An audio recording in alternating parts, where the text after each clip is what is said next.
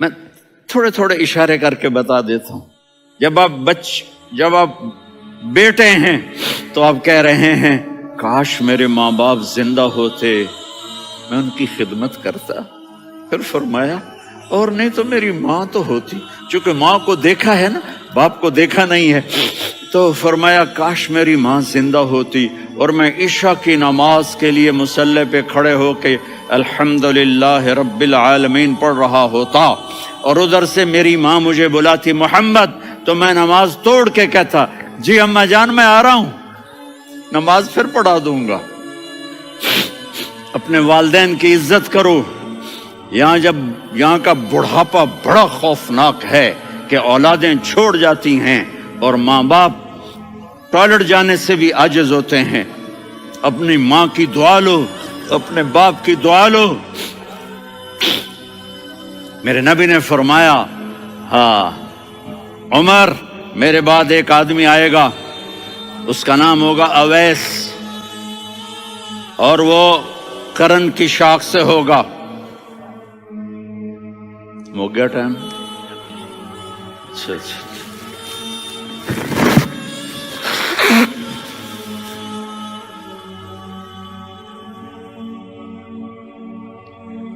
اس سے دعا کرانا، علی آپ بھی، عمر آپ بھی. یا رسول اللہ کس لیے؟ کہ اس نے ماں کی ایسی خدمت کی ہے کہ جب ہاتھ اٹھاتا ہے اللہ اس کے ہاتھ خالی نہیں لوٹاتا. حضرت عمر رضی اللہ تعالی عنہ نے حج کے موسم پر سارے حاجی کھڑے کر لیے، کہا بھائی یمن والے کھڑے رہو باقی بیٹھ جاؤ. تو بیٹھ گئے. پھر فرمایا کہ یمن والے بیٹھ جاؤ، قرن والے کھڑے رہ جاؤ. تو ایک آدمی کھڑا رہا. کہا تم قرنی ہو؟ کہا جی ہاں. اویس کو جانتے ہو؟ جی میرے بھائی کا بیٹا ہے لیکن تھوڑا پاگل سا ہے، آپ کیوں پوچھ رہے ہیں؟ حضرت عمر نے فرمایا وہ نہیں، تو پاگل ہے. کدھر ہے؟ کہا جی اونٹ چرانے گیا ہے ادھر عرفات کی طرف. تو آپ نے حضرت علی کو ساتھ لیا اور دوڑ لگائی سواری پر. دیکھا تو اویس کرنی ایک کیکر کے نیچے نماز پڑھ رہے تھے اور اونٹ چر رہے تھے. تو جب انہوں نے دیکھا کہ دو آدمی آ کے بیٹھ گئے تو انہوں نے نماز شارٹ کٹ کر دی. تو حضرت عمر نے پوچھا کون ہو بھائی؟ کہا جی میں مزدور ہوں. کہا تیرا نام کیا ہے؟ کہا جی اللہ کا بندہ. کہا ارے بھائی تیری ماں نے تیرا نام کیا رکھا ہے؟ اس نے تو نہ حضرت عمر کو دیکھا تھا نہ علی کو. وہ کہنے لگا بھائی تم کون لوگ ہو میرا انٹرویو کرنے والے؟ یہ تو میں اپنی زبان میں کہہ رہا ہوں. تو حضرت علی بولے کہ بھائی یہ ہیں امیر المومنین عمر بن خطاب اور میں ہوں علی بن ابی طالب. تو وہ ایسے کانپنے لگے، میں معافی چاہتا ہوں، میں پہلی دفعہ آیا ہوں، میں نے آپ کو دیکھا نہیں. فرمائیے آپ. حضرت عمر نے کہا ہاتھ اٹھا ہمارے لیے دعا کر. تو وہ رونے لگے. آپ نبی کے صحابی، میں عاجز مسکین میں دعا کروں؟ میری اوقات ہے میں دعا کروں؟ کہاں ہمیں ہمارے نبی نے فرمایا تھا اویس آئے تو دعا کروانی ہے. عمر اور علی جیسی ہستیوں کو دعا کے لیے کہا جا رہا ہے. پیچھے تہجد ہے؟ نہیں. جہاد ہے؟ نہیں. علم ہے؟ نہیں. نماز ہے؟ نہیں. روزہ ہے؟ نہیں. زکوٰۃ ہے؟ نہیں. خیرات ہے؟ نہیں. کیا ہے؟ ماں کی خدمت، ماں کی خدمت، ماں کی خدمت. میرے نبی نے فرمایا لوگ جنت میں چلیں گے، اویس چلے گا.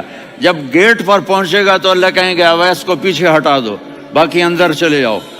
تو اویس کرنے ڈر جائیں گے کہ یا اللہ جنت کے دروازے پر مجھے پیچھے ہٹا دیا. تو اللہ کہیں گے پیچھے دیکھو، ویسے پیچھے مڑ کے دیکھیں گے تو لوگوں کا مجمع ہوگا جو جہنم میں جا رہے ہوں گے، ایمان والے، گنہگار مسلمان. تو میرا اللہ کہے گا اویس اپنی انگلی کو پھیرتا جا، جس پر تیری انگلی پڑے گی تیری تو فیل سب کو جنت میں ڈال دوں گا. یہ ماں ہے، صرف ڈالر ہی سب کچھ نہیں ہے، یہ ماں ہے. میرے نبی نے فرمایا تیرا باپ تیری جنت کا سب سے بڑا دروازہ ہے. اگر تو نے باپ کو ناراض کر کے موت پائی تو تیرے لیے جنت کا دروازہ کھل نہ سکے گا.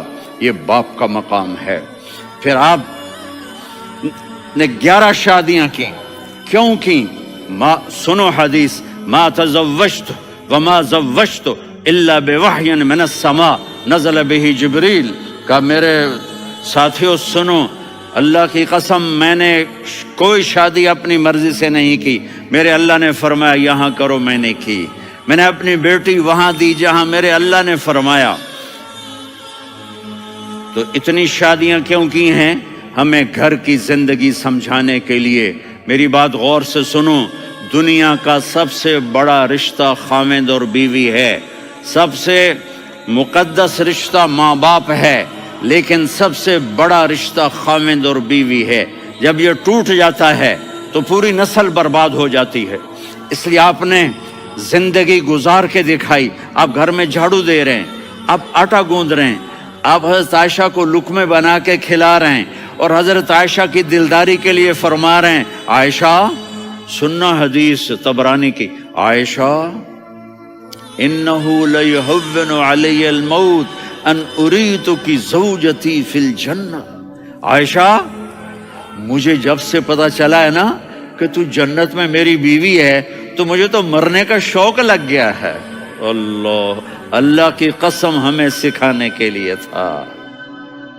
جس نے اللہ کو دیکھ لیا ہو اسے عورت کی کیا خواہش رہ جاتی ہے. یہ ہمیں سکھانے کے لیے تھا کہ سب سے زیادہ عزت بیوی اپنے خاوند کو دے، خاوند اپنی بیوی کو دے.